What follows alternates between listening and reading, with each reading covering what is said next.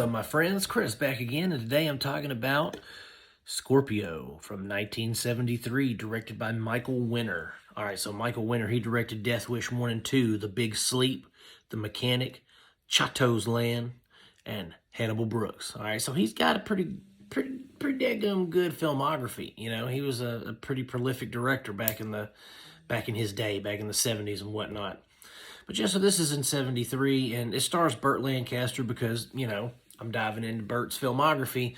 And this is the first film that actually kind of disappointed me. Like, the movie itself was good, and Lancaster was good, but I think that he was done a disservice by being cast in the role he is, and I'll get into that in just a second. So it's about an aging CIA operative. He's the handler of a French operative who's freelance. He doesn't belong to a government agency. And some things go down, and Lancaster's character, Cross, he winds up kind of getting betrayed by both sides. The people that think he's a double agent and the people who he's, you know, not a double agent with. He's kind of in trouble with everybody. And so they send his protege, Scorpio, the French freelance guy, after him. You know, it's like a cat and mouse kind of a spy thriller, has a little noir flavor in it as well. But the thing is, Burt Lancaster in this, he's an old man. He looks old. He moves like a slug. He's just, you know, I couldn't see him getting away from someone, you know, 10, 15 years younger than him in this film, the way that he's, you know, running away and doing all that kind of stuff. He looks old. And the funny thing is, and maybe that's on purpose, maybe he was, you know, given makeup effects to make him appear older, because this is in 73, and only 4 years later in 77, he's in the island of Dr. Moreau, and he's, you know, he looks younger, he's more spry, he moves better. So, I mean, maybe that was a thing that just in this movie they told him, hey, you got to play old. So that's what he did.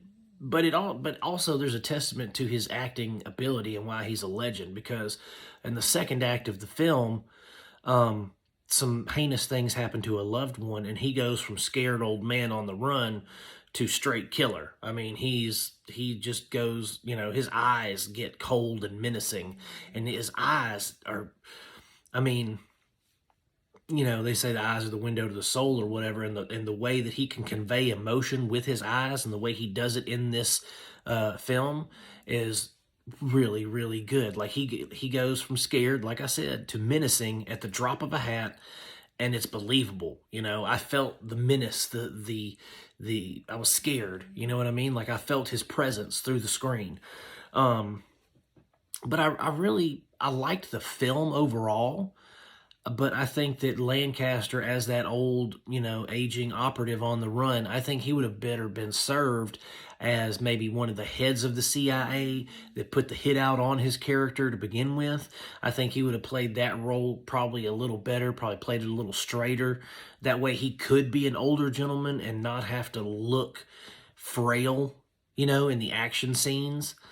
I think that would have been a better service to him altogether. But his performance was good. It's not a knock against Lancaster or his performance, the fact that I think his character would have been better served with someone else, because Burt did the best he could with it, and he was good in it, you know? But that's just my opinion on that. Overall, though, like I said, good movie. Burt he did well with what he was given. It was a serviceable little spy thriller, like I said. It's streaming over on Tubi if you want to check it out. I think it might also be on Freevee as well on Prime.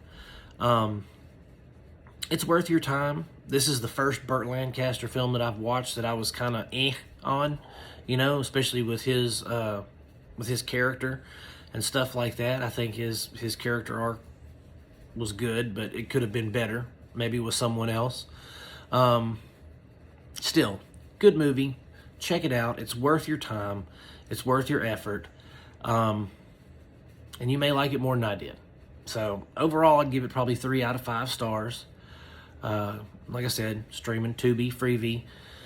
And if you guys want to get connected with more Cinema Dolce 56 content, go over to Facebook. Look us up with that little magnifying glass. You know what I mean? And check us out. Join the group. Participate in discussions. Talk with like-minded folks who love cinema and films just as much as you do. And as always, guys, I'm going to keep watching them. Nope, that's not what I say. I'm going to keep making them if you keep watching them. Peace out. God bless.